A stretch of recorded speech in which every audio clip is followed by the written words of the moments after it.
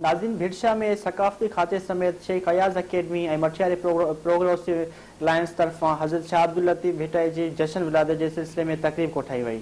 वधीक तफ़सीलन लाइ पेश आहे रजीब बोज़दार जी हीअ रिपोर्ट।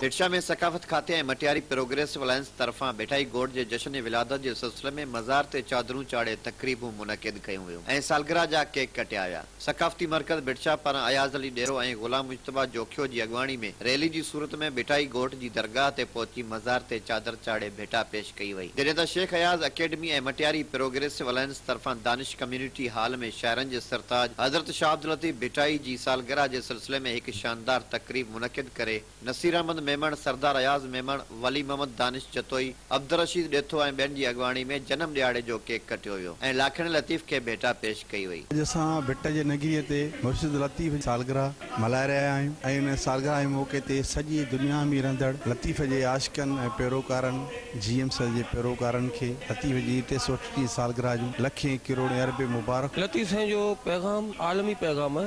लतीफ़ साईं न सिर्फ सिंध सां पूरी आलम जो शाइर आहे। लतीफ़ सरकार सिंध जो आफ़ाकी शाइर हो। सूर्य मरी सोभ खे त दिल जा वाम विसार हण भाला विढ़ बाकुरे आडी ढाल मंढार मता ते तरार मारत मतार थी। लतीफ़ सरकार एक सॼी दुनिया के एक अमन जो पैगाम ॾिनो त अमन में भाईचारे सां पाण हिक ॿिए सां मुतहद थी रहो। शेख अयाज़ अकेडमी ऐं मटियारी प्रोग्रेसिव अलायंस तरफा मुनक़िद कयल जश्न लतीफ़ प्रोग्राम में दीवान गागन दास, प्रोफेसर बिशारत लंजवाणी, सहाफ़ी इम्तियाज़ हुसैन मेमण, हाजी वारिस मेमण, शकूर नाज़ ख़ासकेली, मोहम्मद रशीद रंद ऐं ॿियनि वॾे अंग में शिरकत करे पंहिंजे ख़िताब ज़रिए लतीफ़ साईं सां मोहबत ऐं अक़ीदत जो इज़हार कयो। तकरीब जे मौक़े ते रैली कढी भिट धणी जी मज़ार ते चादर चाड़े दुआ पुण घुरी वई ऐं शाह जो कलाम बि ॿुधो वियो। कैमरामैन सज्जाद अली अबड़ो सां गॾु रजब अली बोज़दार, धरती न्यूज़, भिटशा।